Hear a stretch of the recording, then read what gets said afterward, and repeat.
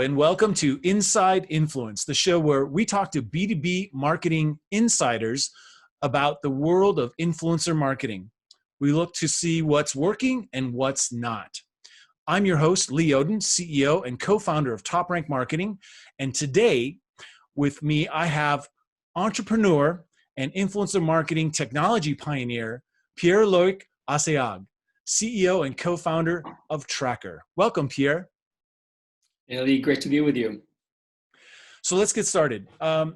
You started Traackr way back a million years ago in internet time in 2008 when the web was very different. I'm kind of curious, what was your inspiration to start the company then?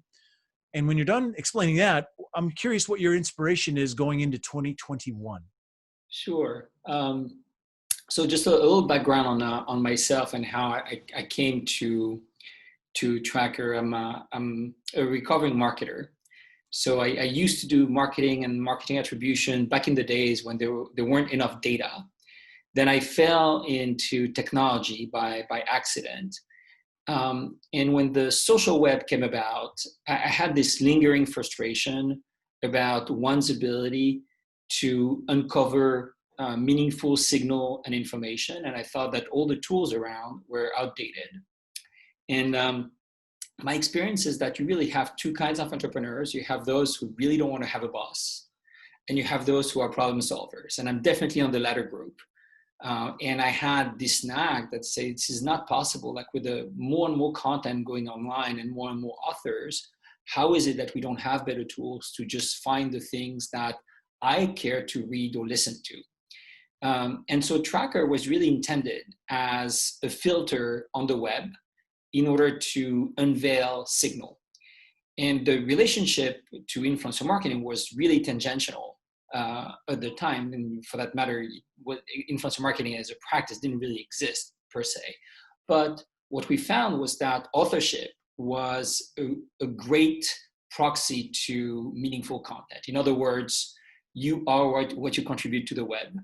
And for as long as we're able to capture that signal and aggregate it at the level of the author, of the individual behind the content, this is a great way for consumers of information to get access to meaningful pieces of information. So what we had in mind back in 2008 was really to build a B2C app that would plug as a filter on the web in order to find the best sushi restaurants, because you get to get the best sushi reviewers and people who know about technology and et cetera, et cetera. But if you remember 2008, it wasn't really the best time to launch a consumer app, and for that matter, to find money in order to fund it. And so we changed the business model and really stumbled on influencer marketing as a result. And so we ended up building that search engine that, even though just about every piece of code has been rewritten and re-architected since, the philosophy behind it is very much the same. It has not changed much, but we've built a slew of other features and functionality to map today's workflows around influencer marketing.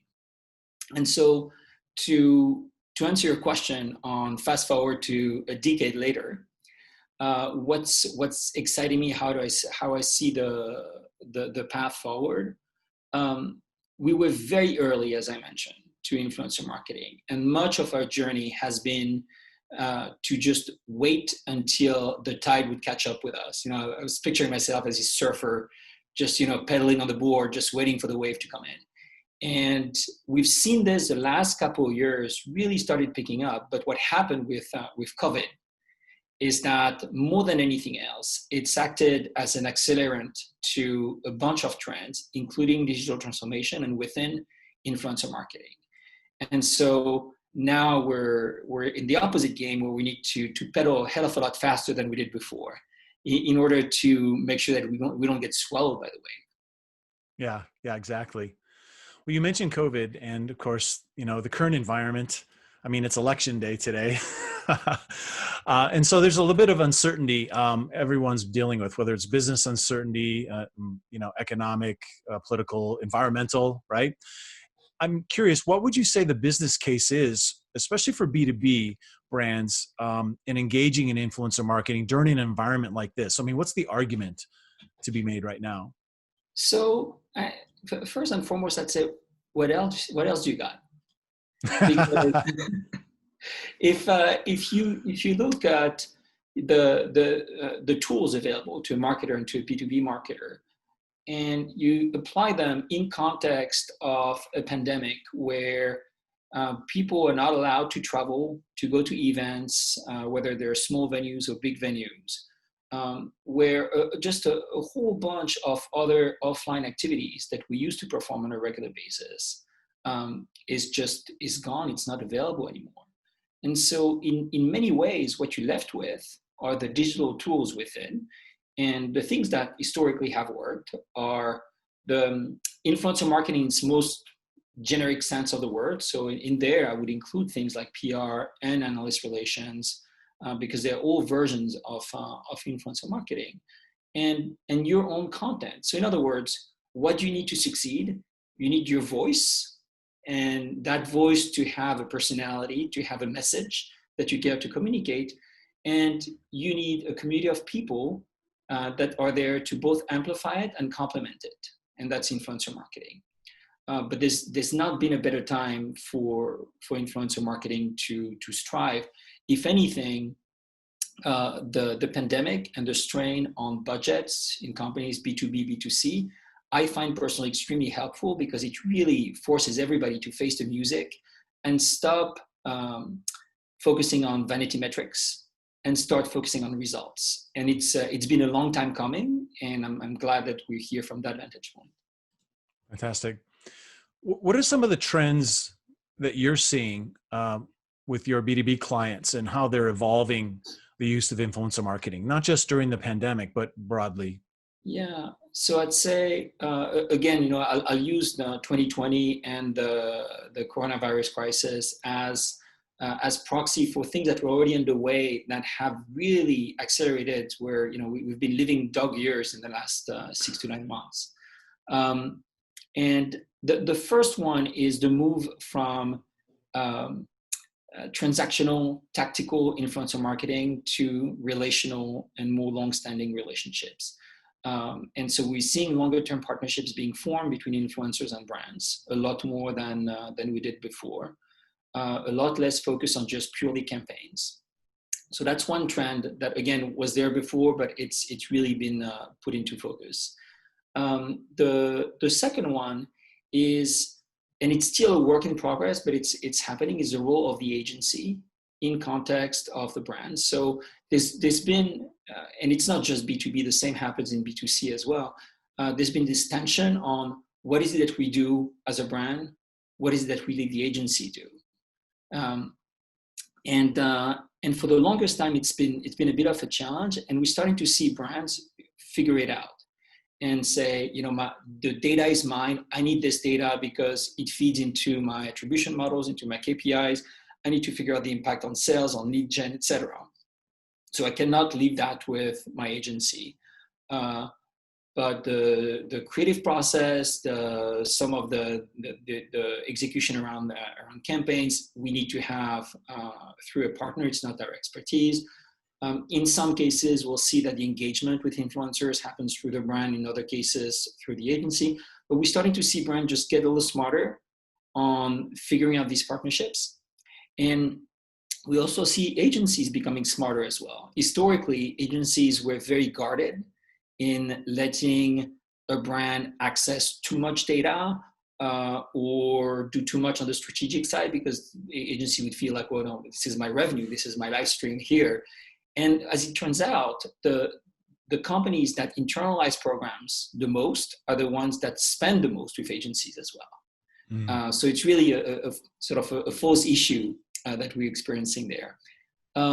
So to me, like these are two major trends. The third one that really transcends influencer marketing is this idea of values-driven purchases.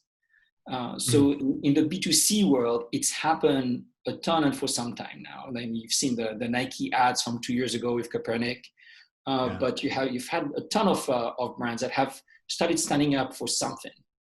And in the B2C world, it's a trend that has accelerated, but was there before. In the B2B world, I'd say it's somewhat new. And some of the social movements in 2020 have really put an emphasis on the notion of brand purpose, and how important that is to a company to drive their decision, to guide their decision, to interact with employees, partners, influencers, etc. And so that meta trend is also touching on influencer marketing, because the only way it works is if it is received as being authentic by your community. And the way you get that seal of endorsement is through your community of influencers. Awesome. In the research that we published not too long ago, the 2020 State of B2B Influencer Marketing Report, we found that 39% of marketers stated that their top challenge with influencer marketing was that the process was too manual. Now, obviously, Traackr, your company, is an enterprise influencer marketing solution, but I'm curious if you would recommend, or if you would suggest that there are crawl, walk, run sorts of options for influencer marketing for maybe those companies that aren't quite ready for the enterprise solution just yet. Yeah. So I'll take advantage of this question to make a more general point about my, we've known each other for a long time. I have a Don Quixote side of me where I tend to fight the windmills. And one of my fights in marketing is the fight against oversimplification. And in this instance, what we find is that, and we've seen it with some of our early customers in the B2B world, is the confusion between scaling a practice in activity and scaling impact. And so if you work with, say, 10 influencers, there's nothing that is too manual or overwhelming that you can't handle. The problem is when you go from 10 to 100 to 1,000 to 10,000, for some of our B2C clients, you're really talking about, in some cases, tens of thousands of relationships that you're trying to scale and build. And yes, you cannot build that linearly. And without technology, it's completely impossible anyway. But there's a big difference between scaling the number of relationships or the activities or the campaigns that you have and scaling impact. And to me, the issues that most companies have with influencer marketing is a confusion between the two. You're not really trying to scale the activities. You're trying to scale the impact it has on your business.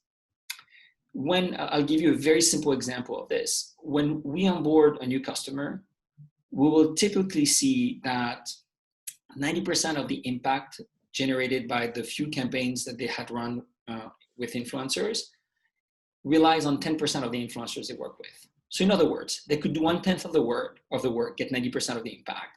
And by fine-tuning a few things, they could do 120% of the impact with the same number of people. So to me, it's the manual issue in and of itself is usually it usually misses the point on what it is that you're trying to scale and what for. With that said, once you've been able to go from your 10 to 20 to 30 relationships that you're building and scaling, then yes, you will need a piece of technology to help out. But the technology is not there to suppress the manual work. It's actually there to further emphasize the manual work where it matters. We want influencer marketing to stay human. We want people to talk to people. We don't want to automate or mass email a whole bunch of influencers because we know it doesn't work. It's not how you build an authentic voice, but it's all the white space in between that you want technology to shrink. So then at some point that becomes useful to have a tool set, but it's not the place to start. The place to start is to understand what it is that you're trying to go for, what's the goal, and be successful at small scale, demonstrate that there is value there, book bigger budgets as a result of your small success, and bring technology alongside to help you scale your program. Our research found, I was going to say scale and success seem to go hand in hand. And our research found that 50% of the most successful marketers are using influencer marketing software versus only 25% of those who identify as the least successful. And I'm curious if you think this is about using influencer marketing software or not, or is it more about these companies' overall ability to use technology in an integrated mix? Yeah. So first of all, I'm curious to meet the other 50%. I don't know how they do. What are they doing? What are they doing? The At some point, one way or the other, I think you need to have technology in order to harness the amount of data that you need, to mix it with your other data sets in order to figure out your best practices. We've been advocating data-driven influencer marketing for just about a decade now. And it's really important that now more than ever, that companies really start immersing themselves in the richness of the data in order to learn their best practices. So I'm genuinely curious about the other 50%, if they don't have access to this, and I don't know how you access it manually. But with that said, I'm not sure that it's something special about influencer marketing software. I think it has more to do with a relationship between a company and their use of technology and marketing technology. At the end of the day, the success at scale only happens when you have a piece of software that powers your influencer marketing, that you can connect with your other data set on the CRM side, that you can connect with, and it's true of every level. It's true for reporting purposes. It's also true in the way you build your marketing attribution models. So again, at very small scale, you can do all this manually. It's not that big of a deal. But the minute you start seeing a sign of success at that very small scale, then you're going to need to equip yourself not just with a piece of influencer marketing software, but with the ability to start merging your data sets together. And for that, you have piece of technology that you can connect as you do at Traackr, but you also need some skills of people that are able to build these dashboards, to create these data lakes that they retrieve data from, build attribution models. So there's a layer of complexity that just goes with the world that we live in. And again, instead of deflecting or sidetracking that complexity, my advice would be to embrace it. Now, speaking of skills, I've always believed the tool is only as useful as the skills of the person using it. And I'm curious what you would recommend in terms of skills that users of influencer marketing should have so they can get the most out of their investment. For sure. In tech, I learned through my engineering team that there's an expression, say, when you report a bug, sometimes it's a case of payback. And payback, I learned, is a problem exists between the chair and the keyboard. So you're absolutely right. It's about the person behind the keyboard most often. So the skills, interestingly, is really a reflection of the practice of influencer marketing. In the marketing world, the communications world at large in the past has really had two kinds of profiles of people. You've had folks that come from the PR, AR background, really good at the relationship building and quite amazing, and it's in their blood. It doesn't need to be explained to them on how to relate to an influencer. That's what they do with journalists and analysts all day long. But they tend to suck at data. And they haven't built that practice, at least at great scale, on, well, what do I learn from this? Like, how do I get past the vanity metrics in order to really focus on the data set? And inversely, you have people that come from the media, from the media side, the traditional side of marketing, that are amazing at processing data. And they have this on speed dial, like they just know their practice. But because they've never had to do this before, they tend to diminish the value of the relationship building, the creating the authentic voice, etc. And they tend to come to influencer marketing with a pay-for-play eye, which often is not the right door to enter through. And so all of this to say that when you find people that have built both experiences, that have the data-driven mindset, where they can learn from data, infer insights, build best practices, but at the same time have the sensitivity of a communicator in order to build relationships, you have found that person that is right for the job. And if they don't have both, that's okay, for as long as they're willing to unlearn what they didn't do well because of their past experience and relearn a new practice. Exactly. Yeah, it's, I mean, it is dynamic. It's kind of like this dichotomy between, mechanical and meaningful, operationalizing, data focused, and then the more humanistic, you know, I don't know, experiential even emphasis. And when you can bring both together, right, it's sort of the left, right brain sort of thing, maybe. Absolutely. You have success. In our research, we found that 60% of companies that are running always on influencer programs were very successful versus only 5% who do periodic or intermittent campaigns. And you've talked about always on influencer marketing for a long time, relationship driven influencer marketing for a very long time. Yeah. And I'm curious, what role does software play when it comes to always on influencer marketing?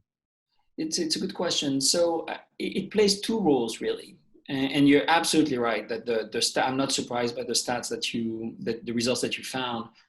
We have the same kind of data that shows that the response of an audience, of an influencer's audience, is a function of how authentic the message from the influencer is, which in itself is a reflection of the duration of a partnership. So in other words, if tomorrow I'm starting to promote TopRank, everybody's going to believe me because I've talked about you guys forever.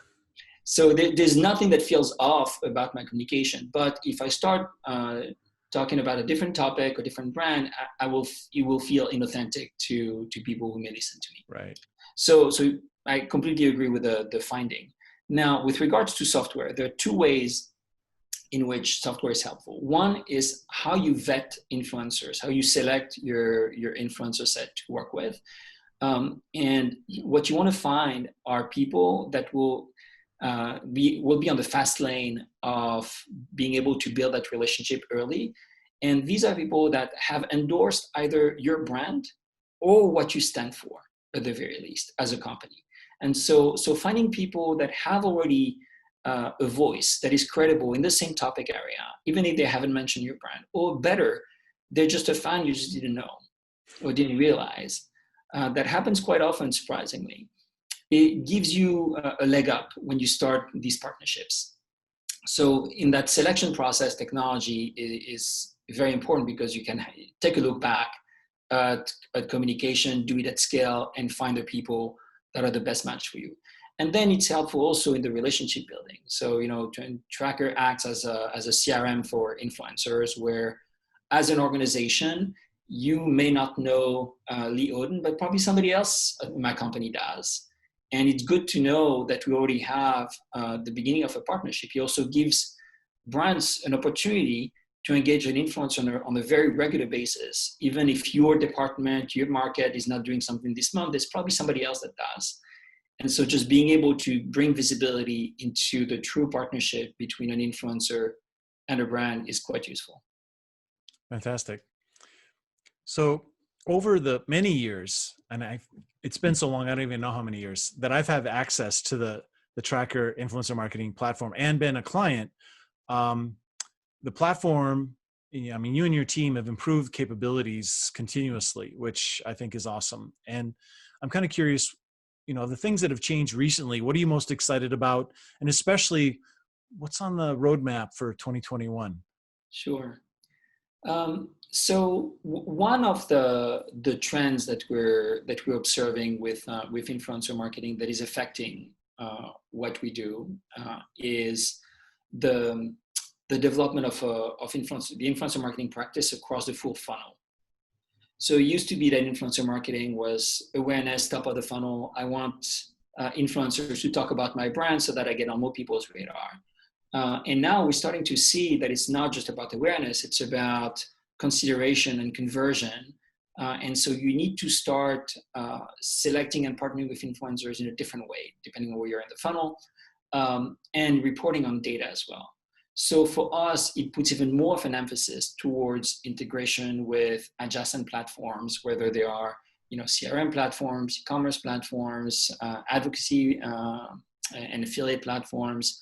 And also you have, along this way, you also have connections between the content factory that you've built and your influencer content. So How do I create more UGC for my influencer? So all of this world, all of this complexity is really coming at full speed at us, and it's really important that we acknowledge it and that we offer our customers better tools to navigate this, not just with Traackr just gobbling up a bunch of other services, but rather just to have much clearer and better defined handshakes.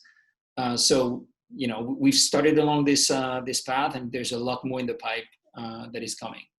In terms of where we've started and where we've improved, one of the key things that has happened in 2020 that has really gotten me excited is what I was mentioning earlier about the scrutiny that is being brought by brands on budgets. Mm-hmm.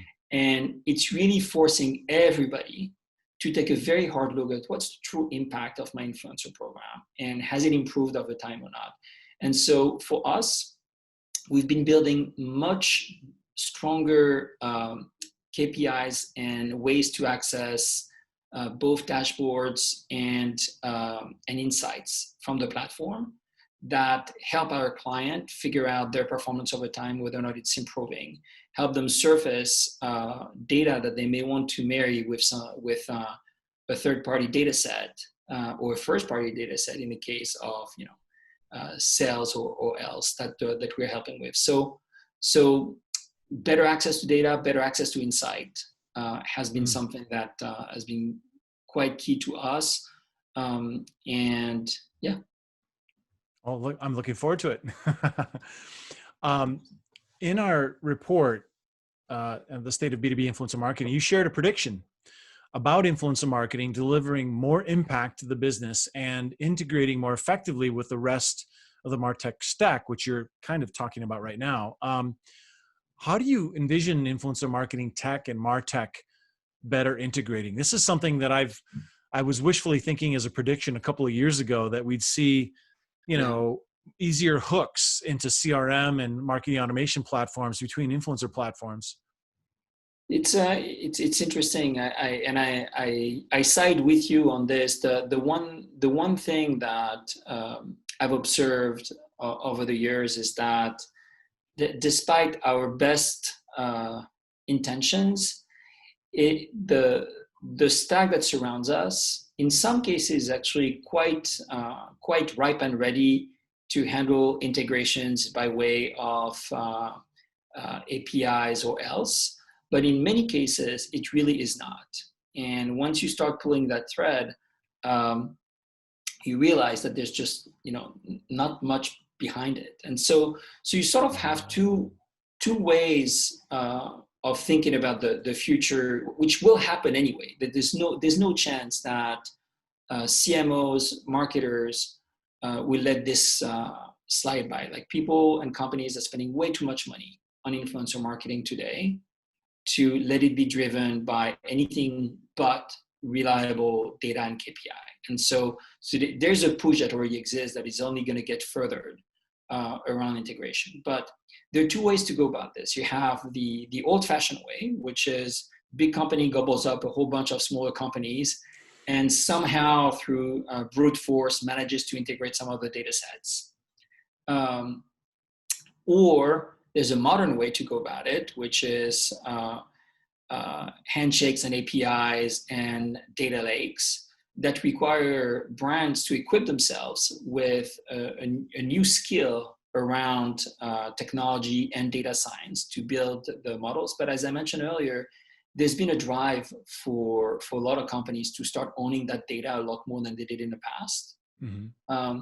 So I'm hopeful that this is a push that marketers will bring to the forth and brands will bring to the forth with companies like ours, because we're ready to go with it. We're happy to go down this path. It's we built our first API almost 10 years ago. Wow. And we've been evolving it since, because we thought this was the path, and it's just been taken a long time to get there. But yeah, so to me, that if we think of the prediction, I still believe strongly in them. I'd say, if anything, it's gotten more richer and more intense in what it is that an influencer marketing platform like ours needs to integrate with, because now we're talking about the full funnel and not just digital content or advertising or Right. CRM. Well, exactly, because influence plays a role across the entire customer relationship, the entire customer life cycle. So why just stop, at top of funnel? Why even stop at conversion? Why not continue on through retention and advocacy, right? Because that brings it back full cycle to that old word of mouth, and Absolutely. that is so rich with influencer advocacy. You're absolutely right. As influencer marketing continues to grow, I think it's evolving past just being an add-on responsibility for marketing executives, and becoming increasingly a standalone role. And now we've interviewed quite a few of these people on the Inside Influence show, and them, people like Amisha Gandhi and Ursula Inringham, both from SAP, for example. What advice do you have for marketing executives that currently have it as an add-on responsibility and want to create a dedicated influencer marketing role in their organization? Well, so I'd make the more generic point about any company that is somewhere on the path of digital transformation, not having people dedicated to the success of that transition is bound to fail. Like, you have to have a group of people, whether it's a chief digital officer and a team behind them, or in whatever form it makes sense to your organization. But you need to have that. And then within, you can specialize that team with the things that make sense to your business. And if influencer marketing is a core tenet of your marketing practice, you have to have a person or a set of people. Now, as of what it is that they do, I would say is very much a function of your organization and how you make decisions, how you run P&Ls, and how you run your business as a whole. Is it very centralized or is it very decentralized? And we've seen all flavors of ice cream when it comes to this type of a role, from being limited to selecting technology and evangelizing best practices and some workflows, to actually building an in-house mini agency of sort to actually do the work on behalf of the business units. But again, to me, this is more a reflection of your organization and what has worked in the past. The thing that typically doesn't work, especially if you work in a larger firm, is to impose something that feels just very out of place with the way you run your P&Ls and the way your teams are used to work, because then you're baking in a whole other change management project on top of an already complicated project around digital transformation. Okay. To work backwards from your organization, in other words. Right. No, that makes sense. So obviously in the course of all the years you've worked in this space, you've come to know some pretty special people that work for brands that are championing this role of influencer marketing within organizations. And I'm curious if there are some individuals that you would recommend that people that are watching that they should look out for, because we can learn so much from other people. And one of the reasons I put this show together is to highlight the insights of people that I happen to know. And so I'm curious, what other folks would you highlight that are working for brands that are doing some really good work or worth following in the influencer marketing space? It's a really tough question. It's a tough question because my experience is that for practitioners that are remarkable tend to not have time to talk about what they do. They only do this in between gigs. Then they see the need of doing this. So I mean, there are some amazing people that you've mentioned, Ursula and Amisha at SAP, that are great. Intel, there are some folks that are quite amazing, NVIDIA as well. But again, I don't think that they're super heavy in proactively communicating their practices because they're just too busy. Now, folks that work for brands and either are in between gigs or doing some freelance consulting. So there are a few that come to mind. So there's a woman out of London, that ex-L'Oreal, ex-Charlotte Tilbury, Geo West, that started an agency. The name is escaping me now. I think it's called Happy Cat, but it's a small gig out of the UK. But she's amazing, and the work she's done is amazing. There's a Scarlett Tidy that left recently. Kendall Brands again was running influencer marketing there, was doing some amazing work. So it's tough for me to pinpoint people that are that's good. entrepreneurs just for that very reason, is that typically if they're good, they tend to be overwhelmed by the day job and really don't spend time preaching, evangelizing to others, unfortunately. But at the same time, it's a great career to have, everybody. I'm just telling you. Absolutely. Well, if you want, along these lines, and not to self-promote Traackr, but the woman that we hired to run influencer marketing, Mackenzie Newcomb, is really amazing. So she comes from more of a luxury background, and we managed to convince her to join a B2B tech business that probably felt really unsexy compared to the place she worked in before. But to me, she's like the Renaissance influencer marketer, because she does not see that bright line between B2B and B2C and applies best practices across. And all of the initiatives that she's done with us have been great. Awesome. Fantastic. So where can people learn more about you and the work you're doing? Traackr.com, Traackr.com. That's the easiest way to go. We started a podcast some time ago that you didn't have to join us on. And yeah, so I think you learn from our customers there, some best practices, but typically a Traackr, we like to speak through the work we do. And so you'll see a lot of best practices from our clients and some of the good work that we're putting together. So it's always been our intent to try to make the world a little smarter to the extent that we can help. Awesome, fantastic. Well, this has been great. It's great to see you again. And your insights are always appreciated. Thank you. All right, appreciate it.